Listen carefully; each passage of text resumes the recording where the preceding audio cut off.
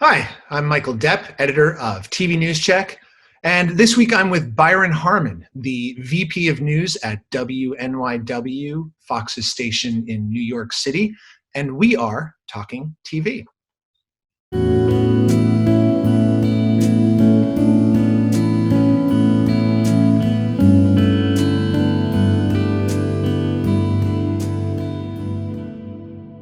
Hello, Byron, and welcome.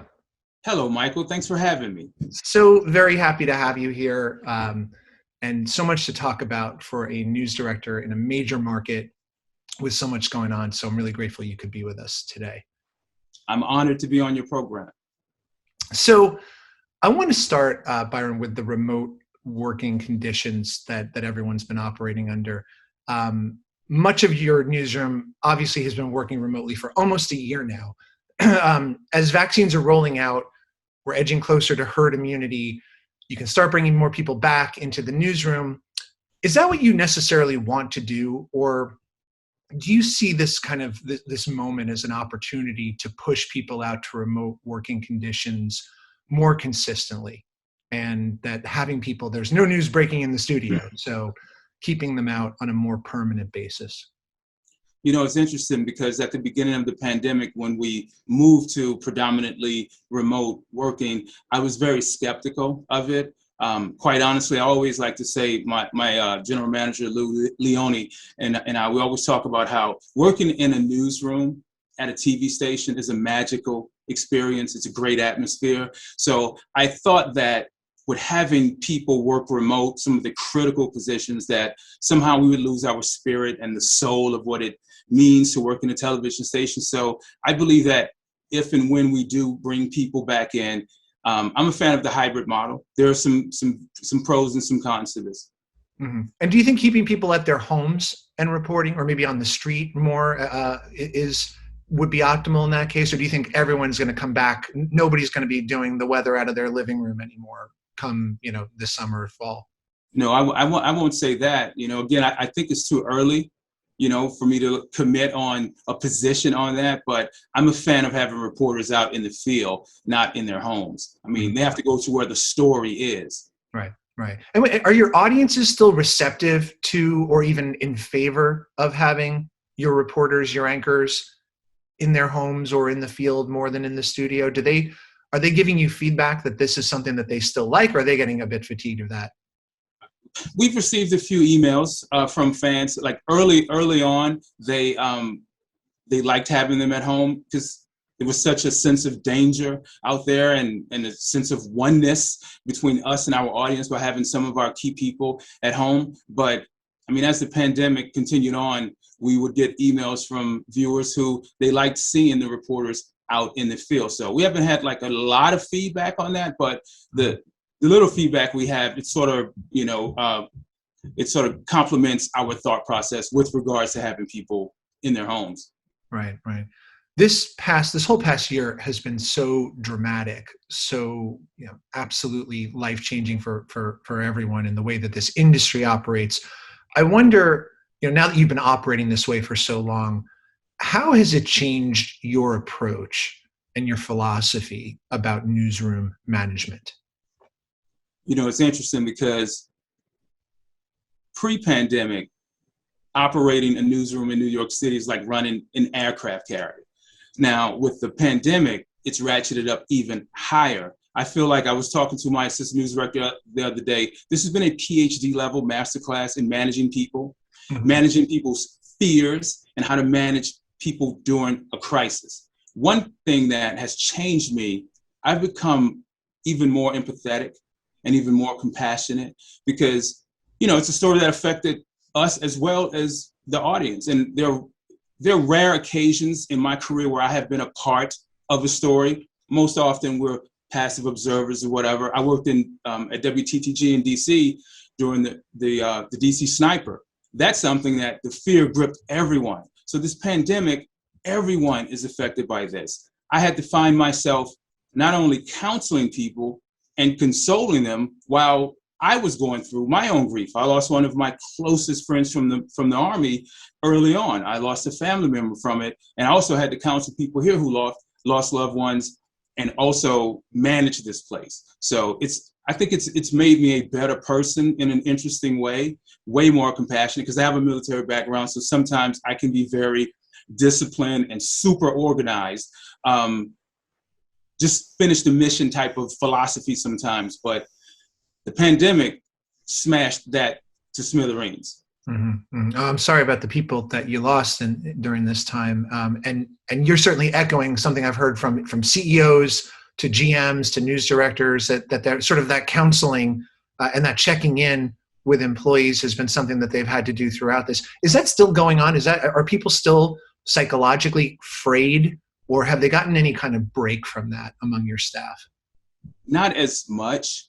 Mm-hmm. The fear is still there. More and more people are getting the vaccine, and I think those initial fears of, hey, I'm going to get it, I'm going to die today, has sort of dissipated a little bit.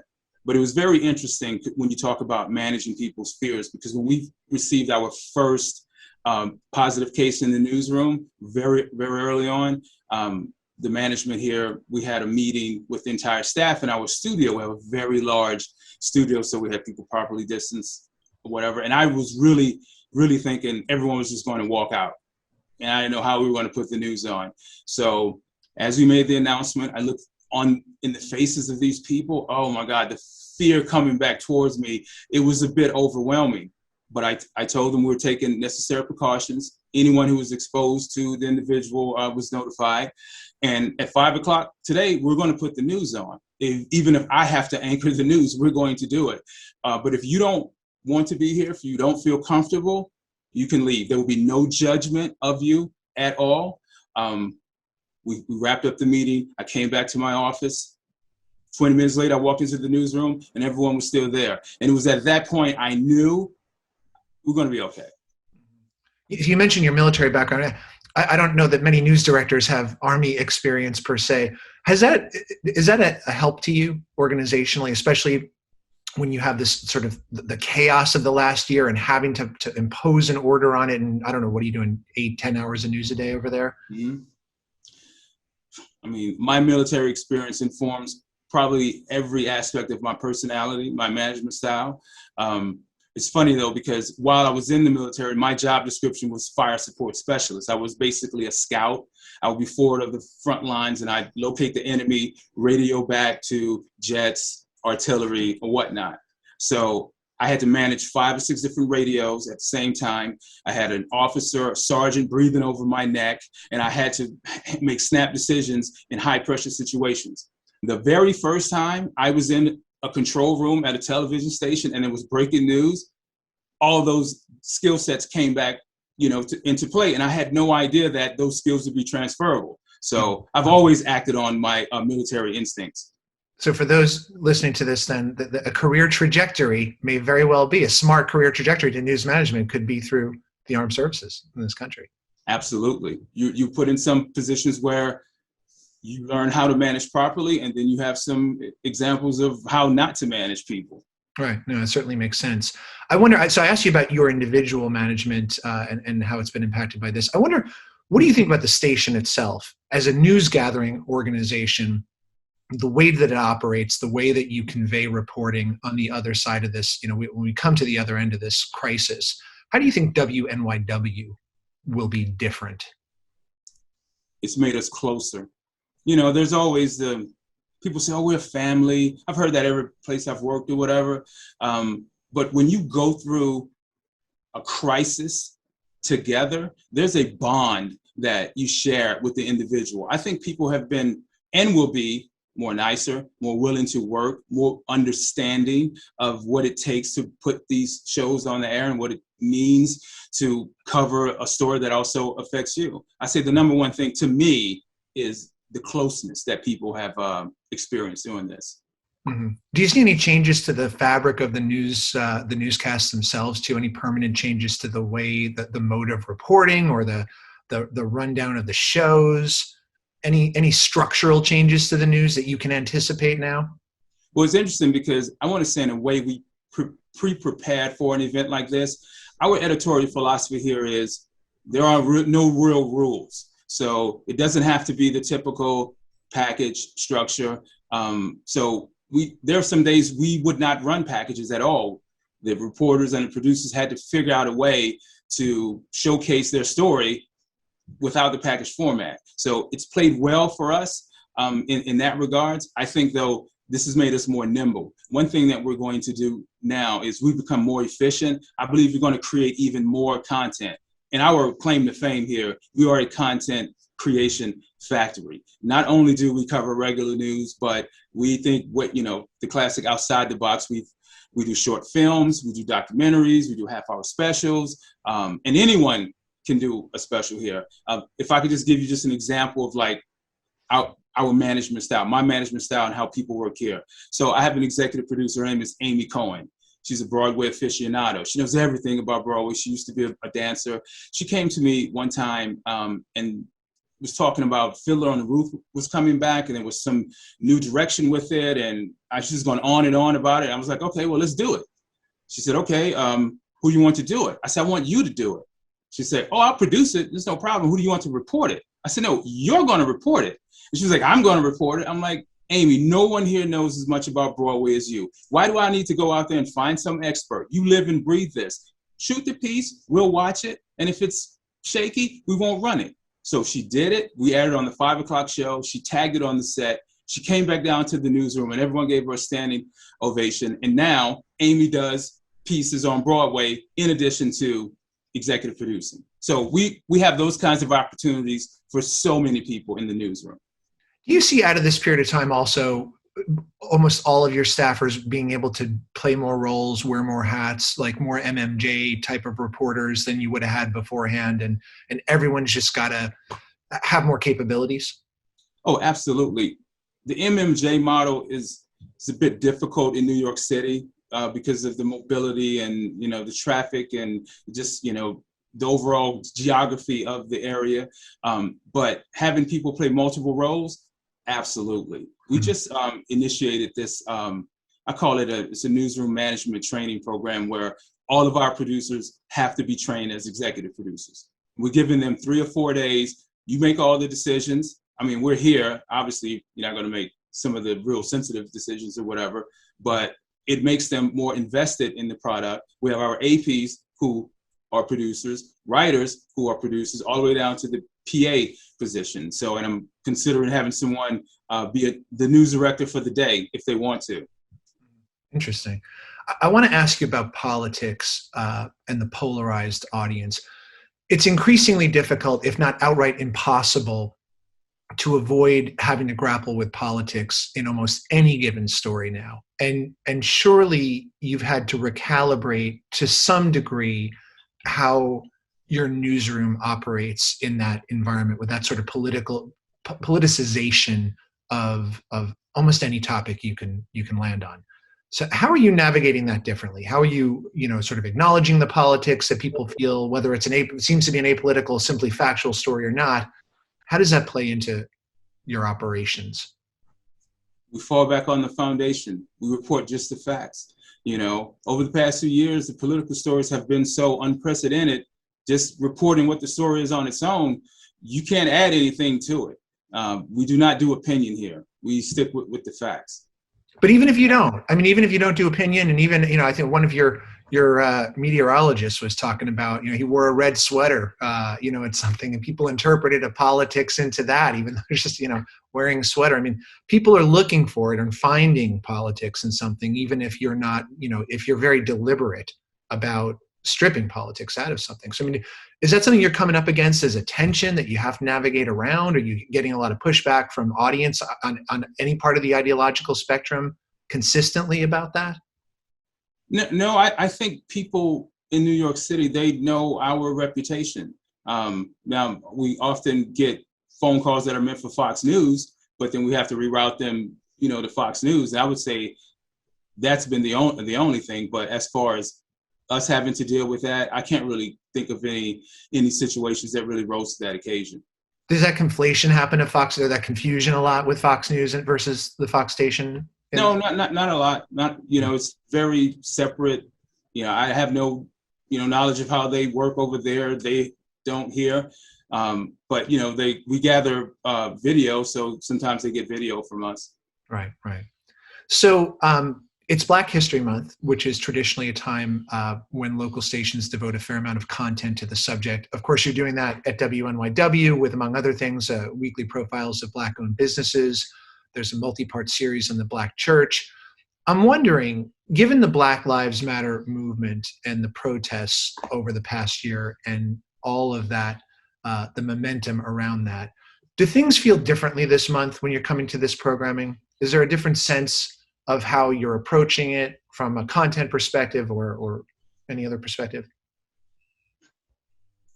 Again, prior to Black Lives Matter, we've been covering these types of stories: social justice, racism. We, early on in my tenure, we did a whole series on racism, being biracial, growing up Black in America.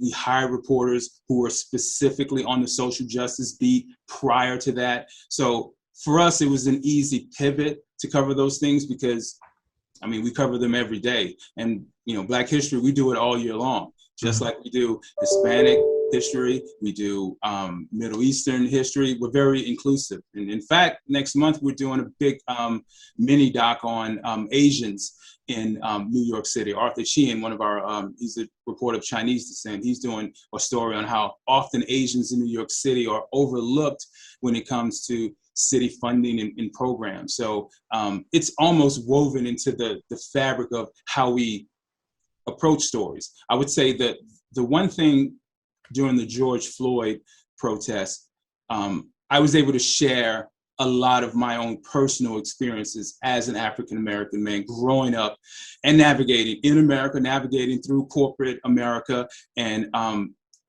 since then, other people from other communities who work within NYW and attend our meetings, they've been more vocal about what they've had to go through in their communities. Because I wanted to create a safe space for people because, look, New York City is the crossroads of the world. It's the greatest city in the world. I've lived and worked in cities all over, and it's just a cultural melting pot. And for a news organization not to devote time to sensitive issues of race and ethnicity, I just think it's irresponsible. Do you have a social justice beat where someone owns that or a team owns that at the station? Well, we had one, but our reporter got snapped up by one of the networks. In addition to 5 of our reporters have been snapped up by national networks, which I think is a testament to the way we cover news here. Right. A number of station groups have become more vocal and deliberate in their diversity and inclusion efforts, especially over the last year, but some of them going further back than that. I wonder for you, as a Black newsroom leader, which is still comparatively rare in the industry, if you look at the numbers, what your thoughts are about progress on this front, specifically in terms of diversifying leadership. I think, having it highlighted is a first good step. It's interesting though, because my whole career, I've probably always been the only African-American male manager. I've seen a number of African-American women as managers. But I do think though that the organization needs to reach down to the HBCUs. I went to an HBCU. I went to Southern University, and I feel like I kind of lucked up into getting a television job because there weren't a lot of people in the industry who came back, like someone in my position or whatever. So I think there needs to be more outreach at the grassroots level. But I applaud the light that's being shined on the industry, because not only do we need more African Americans, we need more women, we need more Asians, we need more Hispanic people also. So on that recruitment side, where can the industry do better? What do you think, like in terms of method, that it's not? Obviously right now with the pandemic, recruitment is tougher than it would normally be. But when we come back to something closer to normalcy, do you have advice for how people in the industry, its leadership, should be going about the task of more active, purposeful diversification?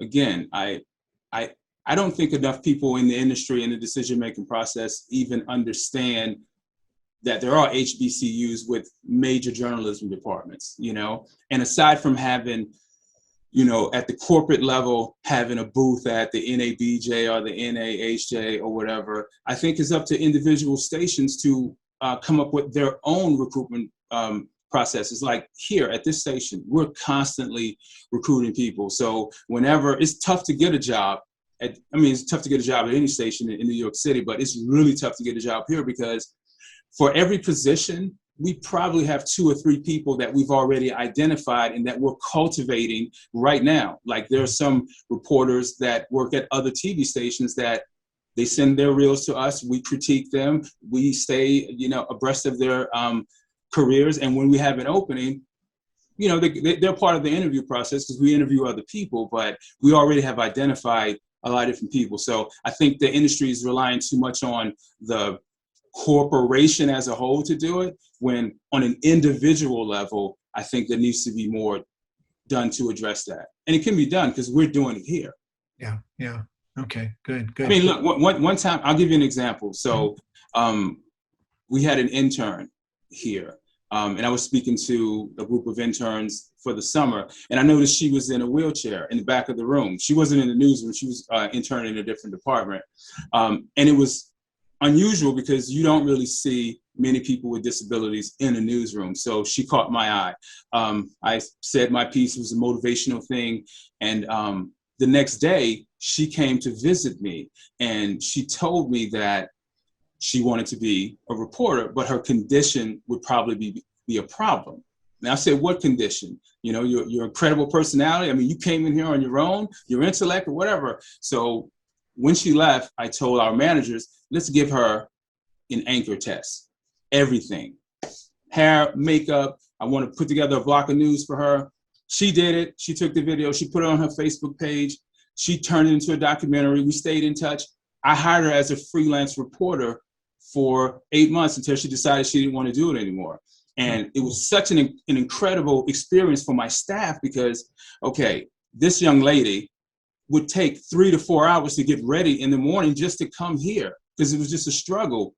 So why would my reporters complain about coming into work? It's taking them like 30 minutes or they're like whining about some small thing. So I used her name is Julia Giamona, as an example of how amazing this industry is and what the links that people will go through to get here. But that's an example of reaching out to an underserved, aspect of the community, students or whatnot.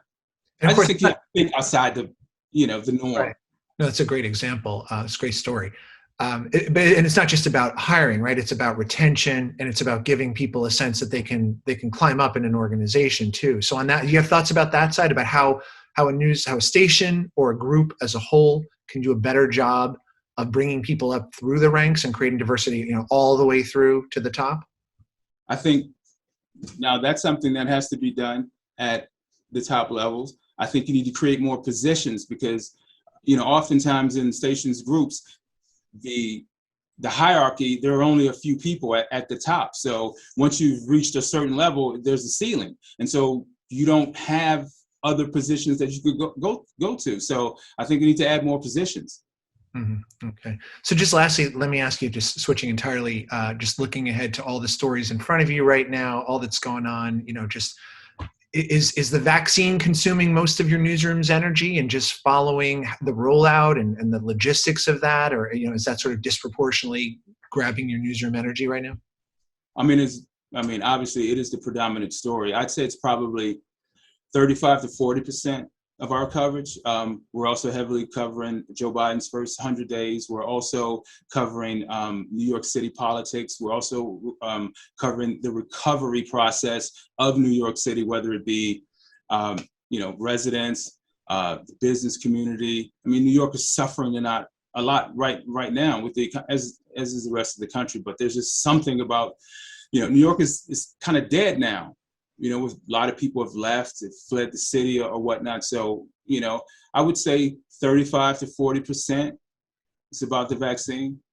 Okay. Well, Byron, as you said correctly earlier, New York is the best city in the world, I say as a native New Yorker. And so I'm sure it will come back, but that covering that recovery is important work. And so such a pleasure to talk to you. Thank you so much for being with us here today, and good luck as that hard work continues this year. Thank you. It was awesome to be on your program. Thanks. Bye-bye.